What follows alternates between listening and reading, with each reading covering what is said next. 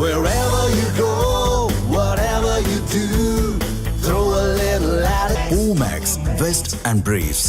முதல்ல சிவசுப்ரமணியன் நீங்கள் பார்க்கலாம், கவியரசனும் ஒரு விளக்கமாக சொன்னார். அரசு அமைச்சர்கள் என்ன சொல்கிறாங்கன்னா, பணிகள்லாம் முடிஞ்சிட்டுங்கிறாங்க. ஒவ்வொரு வருஷமும் 1000 கோடிக்கு மேலே நிதி ஒதுக்கப்படுகிறது. ஆனாலும் ஒவ்வொரு ஆண்டும் மக்கள் பாதிப்பு தொடர்ந்து கொண்டு தான் இருக்குது. தண்ணி சூழ்ந்து இருக்கிறதெல்லாம் பார்க்குது. என்ன சார் நடக்குது? எப்படி செஞ்சுருக்கணும்? எப்படி இவங்க செய்ய தவறிட்டாங்க? என்ன பிரச்சனை? அனைவருக்கும் வணக்கம். இது ஒரு முக்கியமான ஒரு நிகழ்ச்சி. இதில் பார்த்தா நம்ம பஞ்சபூதங்களில் மிக முக்கியமானதாக நாம் கருதுகின்ற நிலம், நீர், காற்று. இதில் இப்போ நம்ம பேசிகிட்டு இருக்கிறது தான் நீர். இந்த நீருங்கிறது பேசிக்காகவே மழை தான். அதுக்கு ஈவன் கடலில் எடுத்துக்கிட்டிங்கனாலும் சரி, எங்கே பார்த்தாலும் மழை தான். அந்த மழை ஆண்டுதோறும் சரியாக பெய்து வருகிறது. நான் செய்த ஆராய்ச்சியிலிருந்து ஒரே ஒரு ஹைப்போதசிஸ் என்று சொல்லுவோம், அது யார் வேண்டுமானாலும் டெஸ்ட் பண்ணி பார்க்கலாம். ஜனவரி 1ஆம் தேதி முதல் டிசம்பர் 31ஆம் தேதி வரை ஒரு ஆண்டில் எவ்வளவு மழை பெய்கிறதோ அதே மழை தான் ஒவ்வொரு ஆண்டும் பெய்கிறது. அதில் ஒரு சொட்டு அதிகமும் இல்லை, குறைவும் இல்லை. ஆனால் அது எங்கு பெய்ய வேண்டுமோ அதுதான் மாறி பெய்கிறது. சில நேரம் கடலில் பெஞ்சிடும். இப்போ 2015 பூமியில் பெஞ்சதே என்ன ஆயிடுச்சுன்னு பார்த்தீங்க, சென்னைக்கு உள்ளார பெஞ்சதே அதே கடலில் பெஞ்சிருந்தால் மழை ட்ரை ஆகிருக்கும். அப்போது இந்த எவ்வளோ மழை பெய்ய வேண்டும் என்பது அறுதியாக விட்டது. எந்தெந்த பருவத்தில் பெய்ய வேண்டும் என்பதும் அறுதியாக தான் இருக்கிறது. ஏனெனில் இப்பொழுது வடகிழக்கு பருவமழை இப்பொழுது வந்து கொண்டிருக்கிறது. அடுத்து தென்மேற்கு பருவமழை. இந்த இரண்டுமே இந்த ஆண்டு சரியான டைமில், அதுவும் சில முன்கூட்டியே ஒரு 2-3 நாட்கள் முன்கூட்டியே வந்து விட்டது. அது மட்டுமல்லாமல் இந்த 2 பருவத்திலையுமே அதிக மழை பெய்திருக்கிறது. இப்போ பார்த்தீங்கன்னா இதுவரையிலும் இந்த ஜூன் ஜூலையிலிருந்து இதுவரையிலும் கிட்டத்தட்ட 65% அதிக மழை பெய்திருக்கிறது என்று இன்றைக்கு காலையில் சொன்னார்கள். அதே மாதிரி இந்த வடகிழக்கு பருவமழையும் 45% சென்னையில் அதிகரிக்குது. அப்போது எவ்வளோ மழை பெய்யுன்னு நம்ம என்னதான் வானொலி நிலையம் இருந்தால், இது வானிலை ஆய்வு மையம் இருந்தால் கூட அக்யூரேட்டாக சொல்லுவது என்பது இன்னும் நம்ம நாட்டை பொறுத்தளவு சரியாக வரல. அதுல கொஞ்சம் நிறைய மேம்பாடுகள் வந்திருக்கிறது, ஓரளவுக்கு சரியா சொல்லிடுறாங்க. பிரச்சனை என்ன வருதுன்னா சார், வடகிழக்கு பருவமழை மழை காலத்துல மழை தான் பெய்யும். ஆமா, அது அதிகமா பெய்யறதும் ஒன்றும் பெரிய நம்ம பயப்பட வேண்டியது. அது அவதிக்கு, ஏன்னா மழையினால் அவதி இல்ல, அந்த மழை நீர் தேங்கி சரியா வடியாதனால தான் அவதி. அதுக்கு ஒவ்வொரு ஆண்டும் நிதி ஒதுக்குறாங்க. ஆமா, வேலை நடக்குதா இல்லை அதில் ஏதாவது ஒரு என்னென்னா ஒரு விஷயத்த சொல்கிறாங்க, ஒரு விதிகளை மீறிய கட்டுமானங்கள், நிறைய மேம்பாலங்கள், சாலைகள் இதெல்லாம் அமைச்சதுனால நீர் ஓட்டமும் தடைப்பட்டிருக்கு, நீர்நிலைகளுடைய சுழற்சியும் தடைப்பட்டிருக்கு அப்படிலாம் உங்களை போன்ற நீரியல் மேலாண்மை நிபுணர்கள் சொல்கிறாங்க. அதுபோல் இப்போ இவங்க அமைச்சிருக்கிறதெல்லாம் மழைநீர் வடிகால் வாய்க்கால்கள் இல்லை, கழிவுநீர் வடிகால் வாய்க்கால் தான், 2 கலந்து தான் ஓடுதுங்கிறாங்க. நிறைய அதில் குளறுபடிங்கிறாங்க. உங்கள் பார்வை என்ன? ஏன்னா இதில் பார்த்தீங்கன்னா ஒவ்வொரு ஆண்டும் அமௌண்ட் ஒதுக்குறாங்க போடுறாங்கிறது இதனுடைய செயல்பாடுகள் எந்த விதத்திலும் சரியாக இருப்பதாகவே தெரியவில்லை. ஏன்னா இந்த ஆட்சி இது இன்டர்நேட்டர் இல்லை, கடந்த 50 ஆண்டுகளாகவே இவர்கள் தான் இருக்கார்கள். ஆகவே சென்னை மாநகரம் வளர்ச்சி அடைந்து கொண்டே இருக்கிறது. அப்போ ஒரு பிளானிங் சரியான முறையில் இல்லை. அவர் சொன்னார் திருப்புகழ் கமிட்டி போட்டாங்க, அவர்லாம் நல்ல அறிவாளி தான்.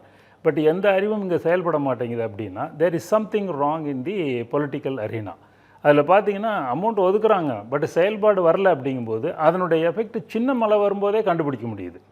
அப்போது இந்த திட்டத்தில் குளறுபடியா கோளாறா இல்லை திட்டத்தை நடைமுறைப்படுத்துறதுல பிரச்சனை? ரெண்டுமே திட்டம். ஏன்னா இப்போ முன்னாடி நான் கேள்விப்பட்டிருக்கேன், ஈவன் ஸ்டாலினே ஒரு முறை சிங்கப்பூர் போயிட்டு வந்துட்டு அங்கே இருக்கிற மழை நீர் எப்படி வருதுன்னு பார்த்தா எவ்வளோ மழை பெஞ்சாலும் அடுத்த 5 நிமிஷத்தில் எங்கே போகுதுன்னு தெரில, அந்த அளவுக்கு அப்சர்வ் ஆகுது. போயிட்டு பார்த்துட்டு அவங்க ஆட்சி அப்பா இருந்திருக்காரு இவர் இருக்காருங்கும்போது அந்த ஒரு மெத்தடை ஒரு சில இடத்துலையாவது கொஞ்சம் செஞ்சு பார்த்தால் மக்களும் அதை பார்க்கும்போது மக்களுக்கும் சிவிக் சென்ஸ் வரும். இங்கே எதுவுமே வராதனால இப்படி தான் இருக்க மாட்டிருக்கு. 2 நாள் உளுந்து எந்திரிச்சு போகிறாங்க, 3ஆவது நாள் அதே மாதிரி போகிறாங்க. இவங்களும் கவர்மெண்ட்டை என்ன பண்ணுறாங்க, ஒதுக்கு 2000 கோடி 10,000 கோடி போடு, அது போட்டு வச்சுக்க, அது செலவு பண்ணுறியோ இல்லையோ, அது உளுந்து எழுந்துச்சானா 4 நாளில் சரியாக போயிடும், அவ்வளோதான், முடிஞ்சு போச்சு. ஏதோ அறிவிக்கப்படுது, நிதி ஒதுக்கப்படுது, நடைமுறையில் பல பிரச்சனைகள் இருக்குது.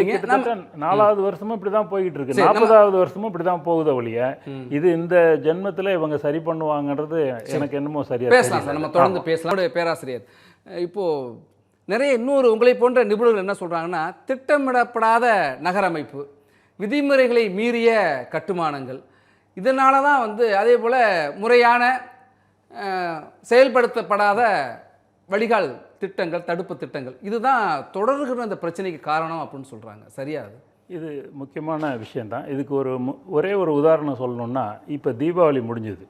இப்போ தீபாவளி இன்றைக்கி பார்த்திங்கன்னா இங்கே சிட்டியே வெறிச்சோடிடுச்சு. எல்லாம் கிராமங்கள் அப்படியே நகரத்தை நோக்கி. நானே கிராமத்திலேருந்து வந்தவன் தான், மீண்டும் போக முடியல. ஏன்னா அங்கே இன்னும் வாட்டர் ப்ராப்ளம் இருந்துக்கிட்டே இருக்குது. இந்த அரசு வாட்டர் மேனேஜ்மெண்ட்டில் எதுவுமே சரியாக செய்கிறதில்ல. அவர் கரெக்டாக சொன்னார். இந்த planning as well as implementation, இது ரெண்டுலேயும் இன்எஃபெக்டிவ். ஏன்னா வாட்டர் நிறைய வரும்போது அது பாட்டில் போயிடுது. இன்னும் பார்த்தீங்கன்னா 20,000 கண்ணாடி திறக்கிறாங்கிறான், காவேரியில் கடைமடைக்கு தண்ணி போகல அப்படின்றான். சில மெயின்டெனன்ஸும் போகலை. அப்போ இங்கே சென்னை சிட்டியை பார்த்தீங்கன்னா இப்போ நீங்கள் 90%, 95% போயிடுச்சுன்னா அங்கே பிரச்சனையே இருக்கக்கூடாது. எங்கேயோ ஒருத்தன் கால் கொஞ்சம் கீழே போனால் கூட அவன் எடுத்துகிட்டு போகணும். ஆனால் எல்லாம் உழுவுறான், போகிறான், வர்றான் அப்படின்னா இன்னும் வந்து இந்த மாதம் கூட முடியல. இப்போ தான் அக்டோபர் 15th இந்த வடகிழக்கு பருவமழை ஆரம்பிச்சிருக்கு. 10 நாள் தான் ஆயிருக்கு. அடுத்த மாதம் ஃபுல்லாக இருக்குது. அது இன்னும் ஹையஸ்ட்டு வந்ததுன்னா அப்போ தான் இந்த ஆட்சியினுடைய நிலைமை எப்படிங்கிறத 100% எஃபெக்டிவாக கண்காணிக்க முடியும். இன்னொரு விஷயமும், இன்னொரு கேள்வி சார், அந்த மழைநீரை வந்து வடித்து வெளியேற்றுறது, கழிவு நீரோட கலந்து கடலுக்கு அனுப்புறதுல தான் கவனம் இருக்கா, இல்லை நிலத்தடி நீரை மேம்படுத்துறதுக்கான இல்லை? இது ஒரு ரொம்ப முக்கியமான விஷயம் என்னென்னா, இந்த கழிவு நீர் எதுக்காக வருது?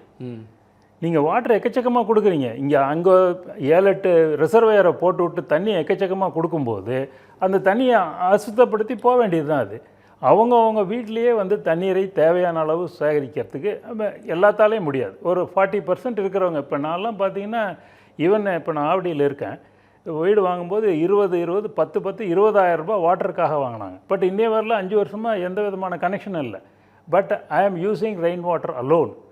எந்த தண்ணியும் தேவையில்லை எனக்கு. மே மாதத்தில் கூட தண்ணி பக்கத்து வீட்டில் இல்லை இருந்ததுன்னா கூட என் வீட்டில் இல்லை, கிணறு காஞ்சி போயிடுது. பட் ஈவன் 1 மாதத்துக்கு தான் டிமாண்டு.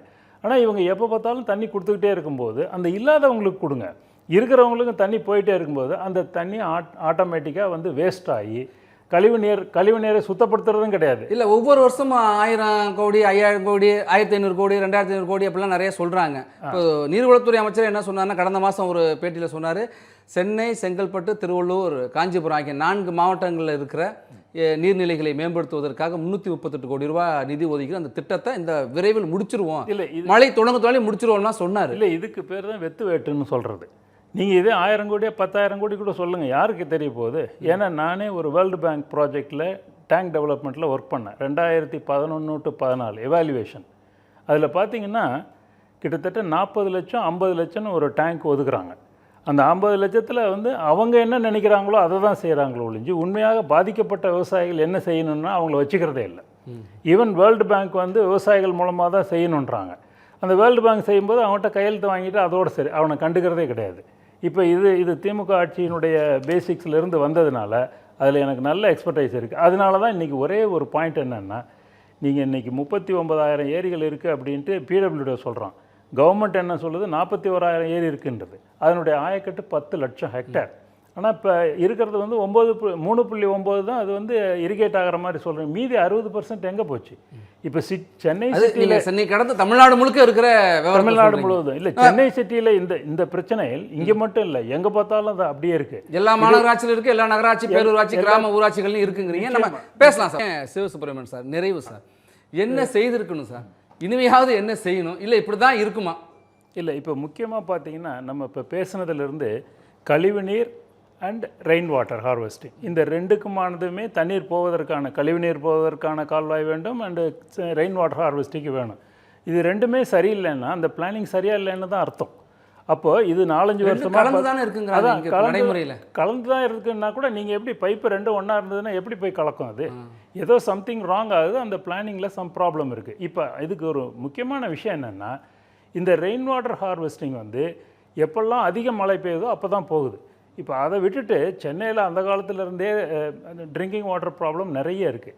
இப்பொழுது அந்த ஜெயலலிதா முன்னாடி அதை ஆரம்பித்த மாதிரி ட்ரிங்கிங் வாட்டர் ப்ராப்ளத்துக்காகவே நம்ம ரெயின் வாட்டர் ஹார்வெஸ்டிங் எல்லா வீடுகள்லேயும் ஒரு மழைநீர் சேகரிப்பு 30 to 40%, அப்புறம் கவர்மெண்ட் பில்டிங்ஸு, ஸ்கூல்ஸு, காலேஜஸ்ஸு, இதில் எல்லாத்தையுமே எங்கெல்லாம் தேக்க முடியுமோ அந்த வாட்டரை தேக்கினா அது நிச்சயமாக ரோடுக்கு போகாது. ஆனால் அதை முழுமையாக நடைமுறைப்படுத்தலை. எதுவுமே பண்ணல. அது அந்த காலத்தில் ஏதோ ஒரு சொல்லி அதையே இன்னமும் சொல்லிகிட்டு இருக்கிறோம் ஒழிஞ்சு அது எங்கேயுமே இல்லை. ஏதோ ஒரு 1 or 2 இண்டிவிஜுவல்ஸ் வேணால் செஞ்சுக்கிட்டு இருக்காங்க. பட் இதை வந்து செஞ்சிங்கன்னா 40% ஆஃப் த ரெயின் வாட்டர் அப்படியே ஆட்டோமேட்டிக்காக வந்து பூமிக்கு போயிடும். நிலத்தடி நீர் அப்போ நிலத்தடி நீர் நிச்சயமாக வரும். அது அடுத்து ரெண்டாவது இந்த கழிவு நீர் அதிகமாக போகாது. கழிவு நீர் போகும்போது அதுவும் போய் கலக்காது. ஏன்னா உங்களுடைய capacity of the rain water harvesting ரொம்ப லோ. நிறைய மழை பெய்யும் போது அங்கே போகாது. பெய்கிற மழை நீரை பூமிக்குள்ள கொண்டு செல்ற அளவுக்கு ஈர்த்து வச்சுக்கிற அளவுக்கு எந்த சிஸ்டம் இல்லை. அது ஒன்றும் இல்லை. அது எங்கேயுமே இல்லை. அது கிட்டத்தட்ட ஒவ்வொரு வீட்லேயும் ஒரு 40% ஆஃப் த வீட்டில் ஒரு 5% 10% இருக்கும். அதே வந்து நீங்கள் ஒரு 25% 30% கொண்டுட்டு வர முடியும். அதுக்கு கவர்மெண்ட் இப்போ நீங்கள் சொன்னீங்களே 1000 கோடி 2000 கோடி 10,000 கோடி இந்த ஒரு திட்டத்துக்கு 2 வருஷத்துக்கு செஞ்சாங்கன்னா போதும். உங்களுக்கு இந்த மாதிரி பிரச்சனையே அங்கே இருக்கிறதுக்கு வாய்ப்பு இவ்வளவு செலவும் தேவையில்லைங்க. ரெண்டாவது நீங்கள் மெட்ரோ வாட்டர் நீங்கள் எதிர்பார்க்க வேண்டாம். 50% ஆஃப் த வாட்டர் அவங்கவுங்க வீட்லேயே இருந்ததுன்னா எப்போ தேவையோ அவங்களுக்கு எடுத்துக்கிறதுக்கு போதும். இல்லை, அது நிறைய கேள்வி எழுப்புறாங்க. மழைநீர் சேகரிப்பை முழுமையாக நடைமுறைப்படுத்தாதது தண்ணீர் விற்பனையை ஊக்குவிக்கிறதுக்காக கூட இந்த அரசு கண்டுகொள்ளாம இருக்கா அப்படிங்கிற கேள்வியெல்லாம் நிறைய முன்னிலை. இந்த மாதிரி ஃப்ராடு வேலையெல்லாம் நம்ம பேச முடியாது. ஏன்னா நன்மை தரும் செயல்களுக்காக தான் நம்ம வந்து பேசுகிறோம். எதுக்கு உங்களுக்கு தண்ணி தேவையானாலும் ஈவன் பார்த்தீங்கன்னா சில ஹாஸ்பிட்டல்ஸ் எல்லாம் நான் ஒரு தடவை சர்வேக்கு போனேன். அங்கே அப்பல்லோவில் போனீங்கன்னா கீழே அப்படியே ரிவர் மாதிரி போகுது. ஏன்னா அது மெட்ரோ வாட்டர். ஏன்னா அங்கே தேவைப்படுது, அவ்வளோ மக்களுக்கு தேவைப்படுது. அங்கே மாதிரி இருக்கிறதுக்கு கொடுக்கணும். ஆனால் அவங்க கூட எங்கெல்லாம் தேவையோ அங்கே வந்து ரெயின் வாட்டர் ஹார்வெஸ்டிங் பண்ணுனா அதில் ஒரு 10 to 20% சேமிக்கலாம். ஆனால் யாரும் பண்ணுறதில்ல. கவர்மெண்ட் கொடுத்துருது, மெட்ரோ வாட்டரில் போட்டு விட்டா வந்துடுது. அப்போ மீதி அந்த வாட்டர் எங்கே போகும்? நீங்கள் குடிக்கிறது 3 லிட்டரு, மீதி 90 லிட்டர் ஆட்டோமேட்டிக்காக கால்வாயில் தான் போகும். நன்றி நன்றி. Wherever you go, whatever you do, throw a little at it. Omax, Vest and Briefs.